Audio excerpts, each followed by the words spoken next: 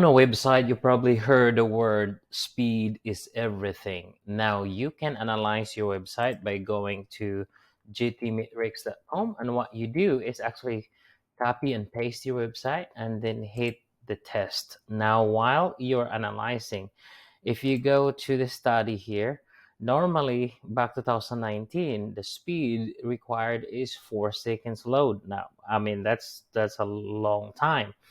The study right now, posted 4 days ago, it's 2.5. But what we're going to do is we will help you load faster than that, less than a second. Now, if you go to, well, so here is come up now the result. So you can see the performance here. You can see the structure. It's good. And there's also another test that you can look at. It's called Pingdom.